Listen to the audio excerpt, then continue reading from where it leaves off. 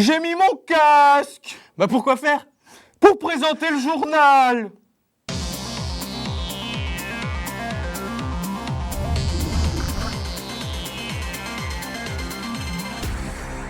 Étudiantes, étudiants, bonsoir, il est 20h, nous sommes toujours en direct. Bienvenue dans le JT de WTE. Ce soir, WTE vous offre des places pour le match de hockey Valenciennes-Dunkerque qui aura lieu le 7 février prochain.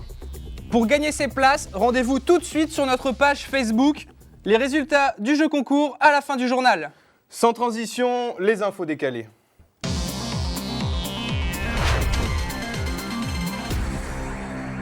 Et on commence tout de suite avec une info santé. Colgate nous présente son nouveau dentifrice. Oui, Colgate présente son nouveau dentifrice. Apparemment, ça marche plutôt bien. Ça marche plutôt bien le Colgate là, hein? On est d'accord? Ça marche. On enchaîne avec People. Nicolas et Carla sont toujours aussi amoureux. Politique, il a 15 ans, je vous présente le futur gouverneur de Californie. Automobile maintenant, le constructeur allemand BMW lance sa nouvelle supercar. Musique, après son succès avec Gangnam Style, Psy commence à fatiguer. Musique toujours, fort de son succès, David Guetta a enfin changé de voiture. Politique, après avoir perdu sa maison dans un incendie, Jean-Marie Le Pen est vraiment en galère. Santé, ça y est, c'est officiel, l'avortement arrive en Inde. Cinéma, on l'attendait tous, ça y est, le grand retour de Gasper et il est plutôt en forme. Sport, après une deuxième opération des testicules, Lance Armstrong a repris le vélo. Et on enchaîne tout de suite avec l'événement de Valenciennes, l'inauguration d'un magasin bio en plein centre-ville. Oui, le nouveau directeur de la supérette a été le premier surpris par l'engouement des Valenciennois.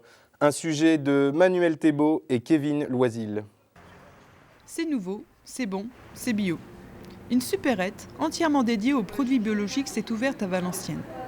Un événement qui ravit les habitants du centre-ville. C'est très beau, très bien, bien situé. Il y a beaucoup d'articles en tout cas.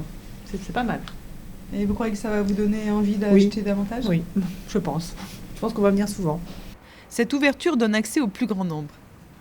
Les Valenciennois deviendraient-ils biophiles? Le bio est en plein essor. Je pense que la région a encore beaucoup à faire pour rattraper son retard par rapport à d'autres. Mais de plus en plus, les gens reviennent aux valeurs de la terre, veulent du bio, veulent des produits naturels, des produits du terroir. Notre but, c'est vraiment de pouvoir ouvrir le bio au plus grand nombre. En constante évolution, la vente des produits bio augmente de 10% depuis plusieurs années. 75% des Français ont consommé du bio en 2013. La région Nord-Pas-de-Calais semble vouloir rattraper son retard dans ce domaine. Les boutiques bio font de plus en plus d'adeptes. Les Français deviennent sensibles à la qualité du contenu de leurs assiettes, même s'il faut payer un peu plus cher. La FEV, Fédération des étudiants valenciennois, vous la connaissez sûrement, j'espère que vous la connaissez. On accueille tout de suite son président Alexandre, bonsoir. Bonsoir. Alors Alexandre, pour les étudiants qui nous regardent, est-ce que tu peux nous expliquer ce qu'est la FEV? Donc la Fédération des étudiants de Valenciennes. De Valenciennes, pardon. A trois axes majeurs. Donc le premier, c'est l'animation. Donc on organise donc les zinzins, la journée des étudiants ou encore les imprévus. Deuxième point, c'est la représentation. C'est-à-dire qu'on représente les étudiants de Valenciennes dans différents conseils à l'échelle universitaire et régionale. Et le troisième point, c'est la prévention, avec des journées d'action type pour le Téléthon, SIDAction ou autre. D'accord. Et quelles sont les prochaines missions de la FEV, justement? Donc là, en fait, il y a un projet qui dure depuis un peu plus de 4 ans, c'est le projet Agorae. Donc le projet Agorae, c'est un projet d'épicerie sociale solidaire mis en place au niveau national par la FAGE. Et on est en cours d'ouverture au niveau du bâtiment Watteau de l'IUT, donc pour ouvrir cette épicerie sociale solidaire qui vendra entre 70 et 80% moins cher des produits de la grande distribution. Et cette épicerie, du coup, elle sera ouverte quand? Donc normalement, c'est prévu fin février. On attend la date officielle avec l'université. Et elle sera vraiment accessible à tout étudiant valenciennois sous conditions de ressources, mais propres. C'est-à-dire que ce n'est pas comme pour les bourses. On va directement calculer selon les revenus de l'étudiant même et pas selon les revenus de ses parents. D'accord. Et comment on peut se rapprocher de la FEV si on a envie de bosser avec vous, etc. Qu'est-ce qu'on doit faire? Donc en fait, les premiers acteurs au niveau de la fédération, ce sont nos associations étudiantes. Ouais. Donc il y a plus de 12 associations étudiantes qui adhèrent à la FEV. Et en fait, c'est à travers ces associations-là que vous faites vivre. En fait, la FEV, ce sont ces associations principalement. D'accord. Donc il faut rejoindre les associations étudiantes. Et il y a une page Facebook, ça? La page Facebook, la FEV aussi. Un site internet, lafev.com. Et Ok. sinon, les pages Facebook de n'importe lesquelles de vos assos, en fait. D'accord. Et là, on a toutes les informations.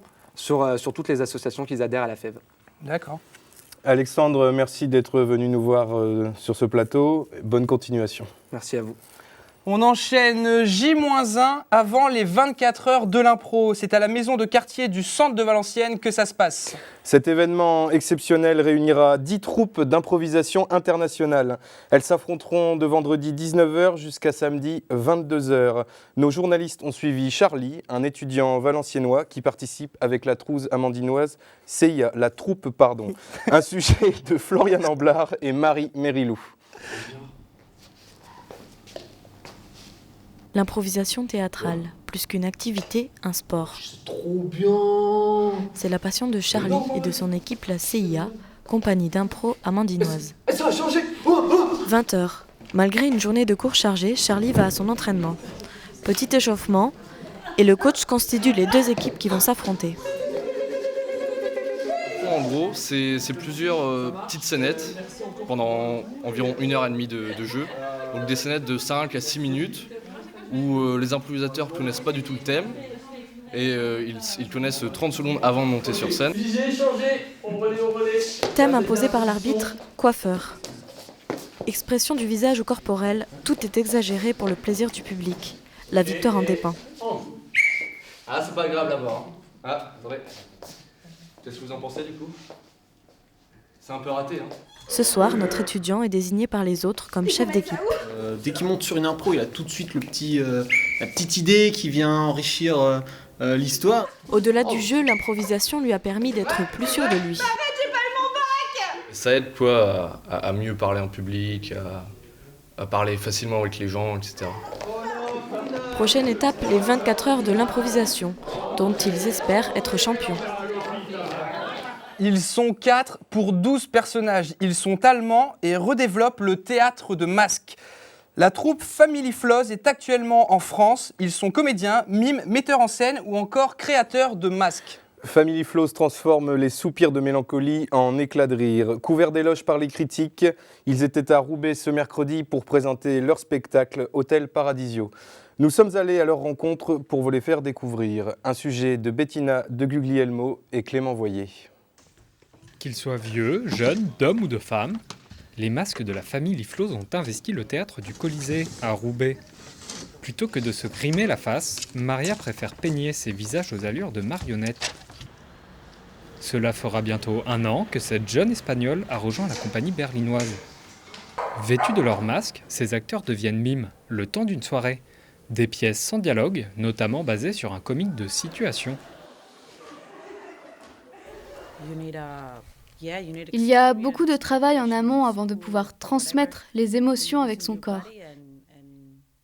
Il faut ressentir l'énergie du moment pour pouvoir communiquer avec le public. Ce n'est pas seulement être amoureux, non. Il faut vraiment le vivre. Pendant que certains s'échauffent, le reste de la compagnie n'a pas le temps de chômer. Ici, les acteurs peuvent jouer jusqu'à 5 personnages. Je joue 2 jeunes filles, une femme et un homme. Il y a un personnage que je partage avec Fred, lui il en joue 5. Ça, ce sont les masques qu'il va porter. Et nous allons partager celui-ci. This is the grandma, Lydia.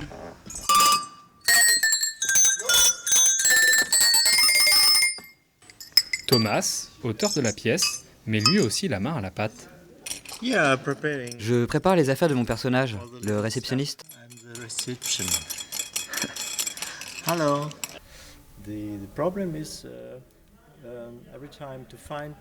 La plus grosse difficulté, c'est de trouver des situations dans lesquelles vous n'utilisez aucun mot.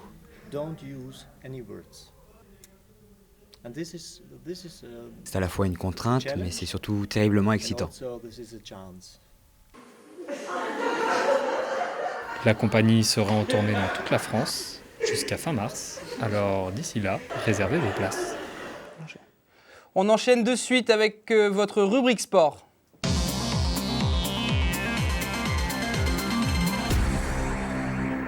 Et on démarre tout de suite cette rubrique avec les résultats de la CAN. La Côte d'Ivoire s'est imposée hier 2-0 face au Sénégal. La Guinée, quant à elle, a fait match nul 1 partout contre le Mali. Et donc à l'issue de ce match nul entre la Guinée et le Mali, les deux équipes se sont retrouvées avec une égalité parfaite à la fin de cette phase de poule. Il y a donc eu un tirage au sort et c'est la Guinée qui s'est qualifiée pour les quarts de finale. On enchaîne avec les résultats du mondial de handball.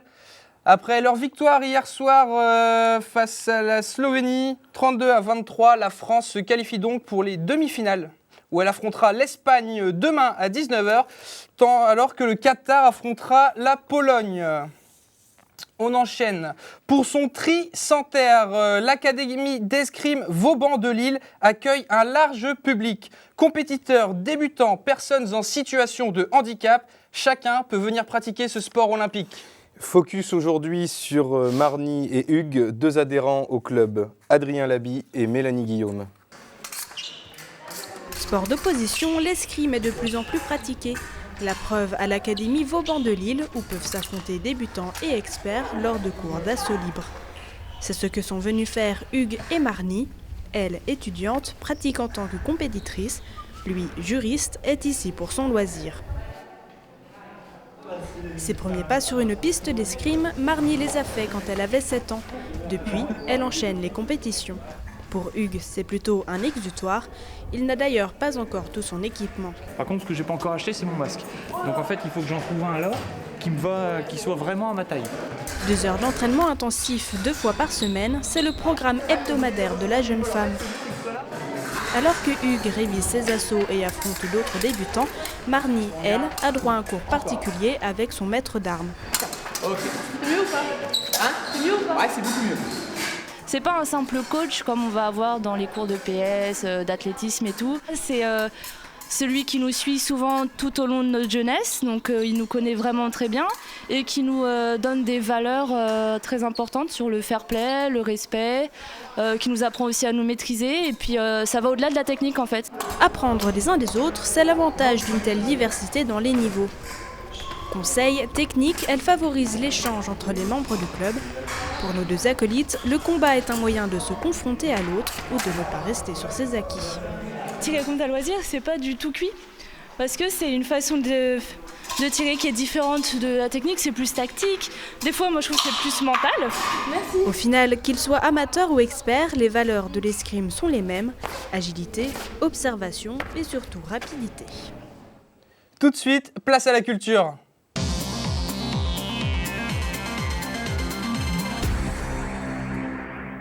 Comme tous les soirs, vous retrouverez dans votre JT les informations culturelles disponibles dans le Valenciennois. Ces informations vous sont toujours données par le bureau des étudiants de l'IAE dans le cadre de leur projet Valculture. Et ce soir, la première information du 29 au 31 janvier à l'espace Pasolini de Valenciennes, vous pourrez retrouver un spectacle intitulé La semeuse de rêve à partir des écus de Bachot. La semeuse de rêve propose une création collaborative aussi instantanée, éphémère et délicate que les accus eux-mêmes. Deuxième information, le 19 février, l'association Réseau Bulle organise un cinéma-débat au cinéma de Saint-Amand. La soirée se déroulera en 2 temps. Tout d'abord, la projection du documentaire de Sophie Robert intitulé « Quelque chose en plus ». Et ensuite, suivra un petit échange autour de l'autisme avec des intervenants spécialisés. Pour tout renseignement, vous pouvez contacter les présidents de l'association Cédric et Bruno à l'adresse mail qui s'affiche en bas de votre écran, association@réseaubulle.fr. Cinéma maintenant, c'est la sortie du film Papa ou Maman, réalisé par Martin Bourboulon. Tout le monde connaît les couples qui divorcent, et si certains parents se battent pour obtenir la garde de leurs enfants, Florence et Vincent, eux, se battent pour ne pas l'obtenir. Je vous propose de regarder la bande-annonce. Donc, on vous a réunis ce soir pour vous annoncer... On divorce. Pardon? On divorce. Mais qui ça, on? Oh, bah lui, enfin moi, elle, moi, nous, ton père, ta mère. C'est une blague. Réussi.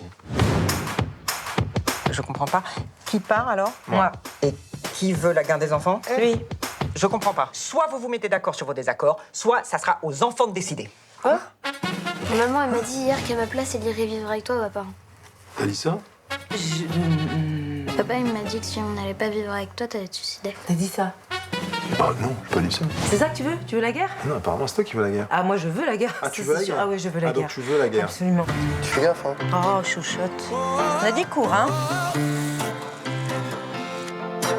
Putain, mais qu'est-ce que t'as fait? Non, c'est bien. C'est trop court. Non, mais oui, mais ça allège. À moins de 2 mètres, ça fait mal. Mais papa! À moins d'1 mètre, ça fait très mal. Qu'est-ce qu'il y a, ma puce? Donc papa va prendre un appartement juste à côté de chez maman. Bienvenue chez nous! C'est un cauchemar. Qui t'attaque? Il vient de me gifler, là! Eh ben, ça t'en fera 2! Ça va, mon cœur? Tu m'aimes? Quoi? Putain! On leur demande de choisir entre leur père et leur mère, c'est pas compliqué quand même. Ouais, t'as raison, ils abusent. Tout de suite, Madison pour la météo.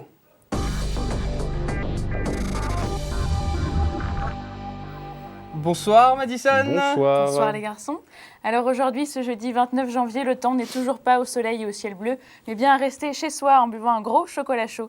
Et demain, vendredi 30 janvier, le matin, des nuages sur l'ensemble du pays, avec de brèves éclaircies dans le Nord-Pas-de-Calais, l'Auvergne et le Poitou-Charentes. En Normandie, attention, fort risque d'orage et des chutes de neige à prévoir de la Lorraine à la Champagne-Ardenne et dans les Alpes. Dans la matinée, des minimales très fraîches avec 1 dans la moitié nord et 0 dans la moitié sud, pardon, excusez-moi. Et dans l'après-midi, la pluie gagnera du terrain de la Bretagne au Cotentin et de la Haute-Normandie au Poitou-Charentes, un temps mitigé et toujours de la neige, de la Champagne-Ardenne à la Franche-Comté et aussi dans les Alpes. En Auvergne, risque d'orage, restez prudents et le ciel restera voilé dans le sud-est. Et pour la météo, cette fois-ci, plus près de chez vous, demain matin, des risques d'averses sur l'ensemble de la région, quelques flocons sur Avesnes-sur-Helpe, et des températures très basses demain matin, avec un maximum de 4 à Dunkerque et Boulogne-sur-Mer, 1 à Lille et Arras, et un minimum de 0 à Neufménil et Valenciennes. Dans l'après-midi, des éclaircies sur la côte, attention au risque d'orage à Calais, un ciel gris et des averses sur le reste de la région. Des températures qui ne dépassent pas les 6 degrés à Dunkerque, 5 à Lille, Lens, Cambrai et Valenciennes. À demain pour de nouvelles prévisions et en attendant, bonne soirée sur WTE.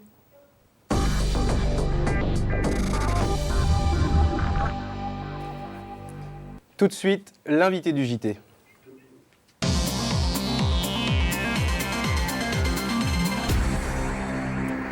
Ils sont grands, forts, sportifs, plutôt beaux gosses. Ce ne sont pas les One Direction, mais bien les hockeyeurs de Valenciennes. David, Braydon, bonsoir. Bonsoir. Alors David, on va commencer avec toi. Ça fait plus longtemps que tu es dans le club, etc.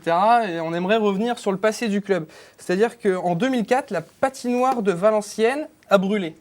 Et donc de 2004 à 2008, les joueurs ont dû s'entraîner sur des rollers. Ça ne devait pas être évident, vous avez dû tout recommencer à zéro, quoi. Tout à fait. Donc en 2004, la patinoire a brûlé. Pour continuer à pratiquer, les joueurs ont dû soit pratiquer du roller, donc s'entraîner sur roulette, ou même partir en Belgique avec quelques locations de glace pour continuer à jouer. Ça a fatalement entraîné la diminution du nombre de licenciés et un petit creux générationnel, parce que c'est très difficile de se déplacer, ou même de pratiquer du roller, c'est pas le même sport. D'accord. Et donc sur roller, c'était quoi, sur macadam? Sur macadam, oui, tout à fait. À roulette, ce qu'on appelle le roller inline, donc pas des patins à glace forcément, mais Yes. des patins à roulette. Ok, et du coup, on l'aura compris, il a fallu recréer des équipes. Il paraît que vous jouez un rôle important au sein du club, notamment sur le recrutement. Oui, principalement sur le recrutement des joueurs seniors. Le club s'est restructuré dans toutes les catégories. Maintenant, on a un entraîneur à temps plein, diplômé d'État. Tous les bénévoles également travaillent pour recruter dans les petites catégories, car comme je l'ai dit, avec l'arrêt du club pendant 4 saisons, beaucoup ont changé de sport pour les plus jeunes. Donc il y a eu un gros travail des bénévoles pour recruter des jeunes joueurs, pour éviter que certaines équipes n'existent plus. Et moi, je m'occupe principalement donc, là, de l'équipe senior. On a une équipe qui est en D3 au niveau national. Et donc pour être performant, il faut tout simplement s'organiser pour pouvoir recruter des joueurs étrangers, mais également des joueurs français. D'accord, donc en parlant de joueurs étrangers, donc on dit On vous annonce que David, lui, est français. Par contre, on reçoit Bryden qui est canadien. Et donc là, je laisse Clément. Bryden, donc vous êtes canadien et vous êtes originaire d'Ottawa. Pourquoi avoir choisi de venir au Valenciennes? Bryden, you're Canadian and you're from Ottawa. Why did you choose to came in Valenciennes? I just thought it was the best option from, I guess, my hockey career, and obviously the experience alone to come to France and live in France and experience the culture. So that was probably the big one right there. D'accord, il pensait donc que c'était la meilleure façon de faire progresser sa carrière, de venir en France. C'est bien. Et d'en apprendre un peu sur la culture française. Why do you think of the team this year? Qu'est-ce que vous pensez de l'équipe de Valenciennes cette année? Off the ice, it's a great group of guys, and on the ice, I think we have a pretty good squad, and I think we can do some good things. Donc c'est un bon groupe de garçons. Ça, c'est la réponse de Bryden. T'as quelque chose à ajouter ou pas, Clément? Non, je n'ai rien à ajouter. On nous a dit qu'au Canada, beaucoup de jeunes joueurs jouent au hockey sur les lacs salés. We've been told that children play hockey every day in Ottawa on lakes. Is it true? Yeah, it's definitely true. It gets pretty cold, so when the lakes freeze, lots of kids go out there with their hockey equipment and skate for sure. Donc c'est la vérité, hein, quand les lacs gèlent, il y a beaucoup d'enfants qui vont patiner et qui jouent au hockey. Retour avec David. Petit moment de... On parle anglais ici, on est bilingue, c'est notre spécialité. Retour avec toi, David. Concrètement, le hockey sur glace, nous, est-ce que c'est un sport dangereux? Parce que nous, on regarde un peu, ça tape. Non, un sport dangereux, je pense qu'à partir du moment où on pratique un sport sur la glace ou des sports extérieurs, il y a toujours un certain danger. Il y a l'image d'un sport violent, qui est véhiculé par le sport américain, là, ce qu'on appelle la NHL, où là c'est des règles qui leur sont un peu particulières. Moi je dirais que c'est plutôt un sport viril, de contact. Et les images que l'on voit à la télé sont souvent spectaculaires, tout simplement parce qu'il y a la vitesse, le fait d'être sur des patins, et on est autorisé au contact. Maintenant il faut savoir que nous sommes équipés de la tête aux pieds, donc il n'y a pas un espace du corps qui est laissé sans protection.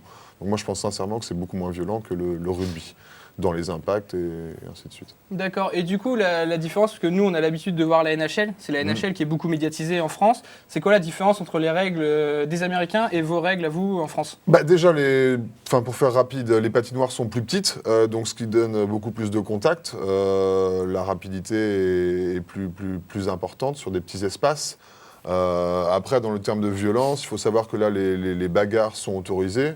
Avec des règles particulières, hein. C'est une ligue privée, donc avec des règles particulières, donc ils autorisent les bagarres, on dirait un homme contre un homme, enfin voilà.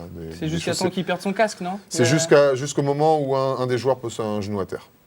Donc, mais c'est vraiment très, les règles sont très strictes par rapport à ça, et ça fait partie du show à l'américaine. Ouais. Mais pour ceux qui connaissent un petit peu le sport, les règles de basket en NBA ne sont pas les mêmes qu'en Europe. Ouais. C'est exactement pareil avec le hockey. Enfin, si vous jouez en France, les bagarres ne sont pas autorisées, vous risquez la suspension.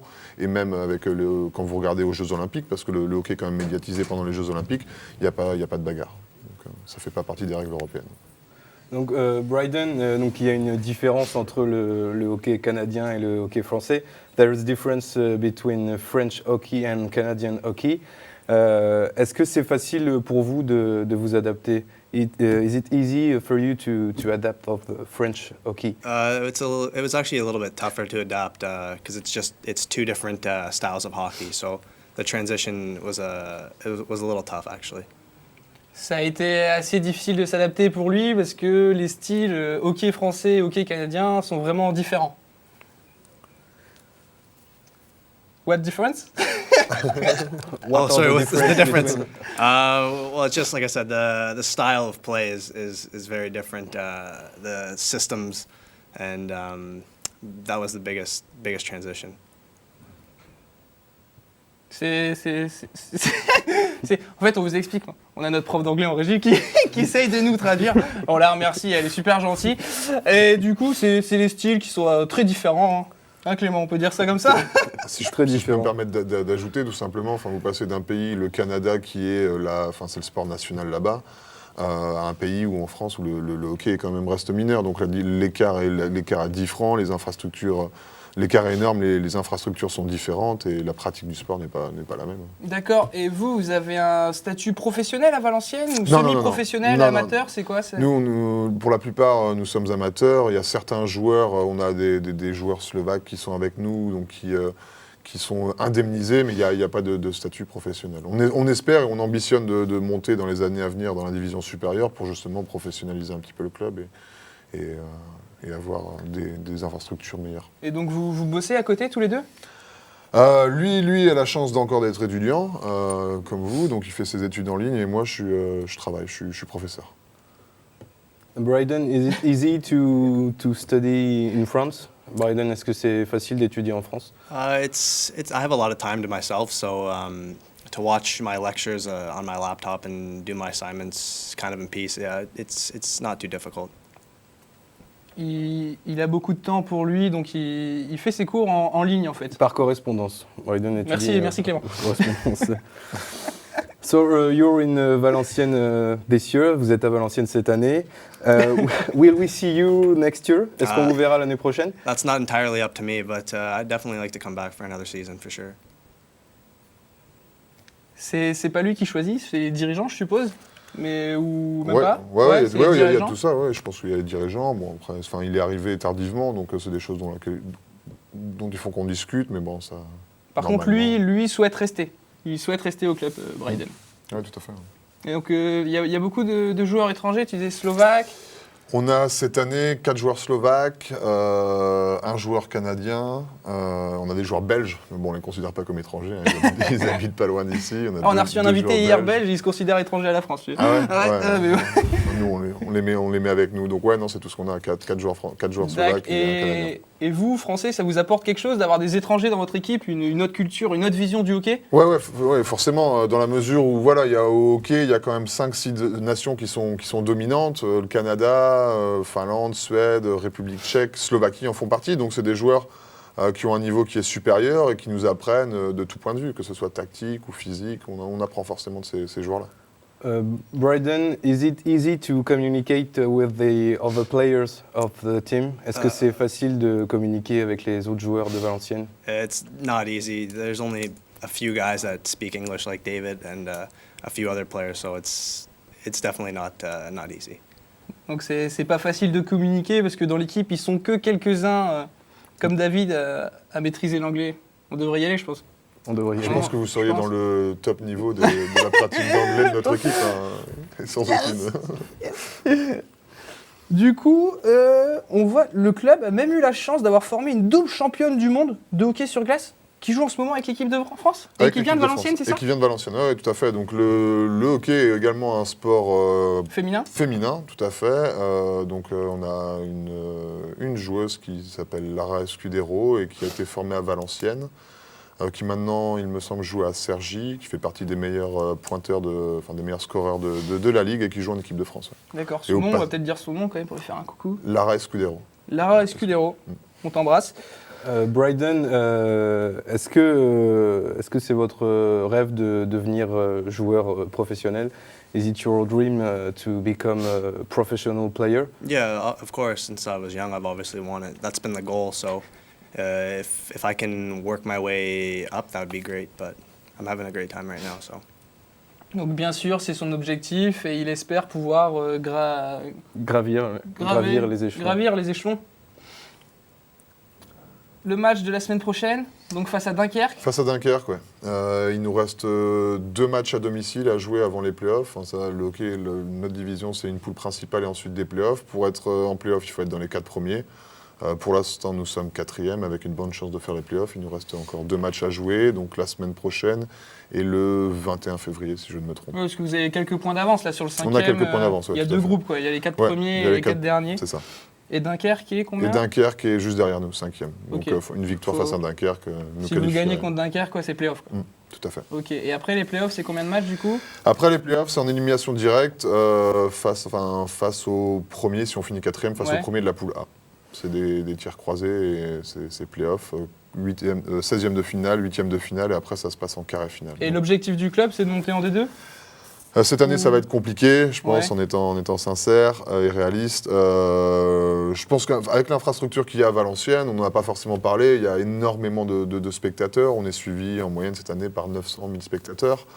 Il y a vraiment un engouement, il y a 200 licenciés et le club de Valenciennes se doit d'avoir une équipe, non pas en 3e division, qui est l'avant-dernière ou une dernière division du hockey, mais au niveau dessus, en D2. Et je pense que le club et la ville devraient ambitionner ce résultat. Et on pourra vous voir tous les deux lors du match de la semaine prochaine? Si tout se passe bien, oui. Si tout se passe bien. S'il n'y a pas de blessure à l'entraînement, ouais, j'espère qu'on sera présent sur la glace de Valiglou.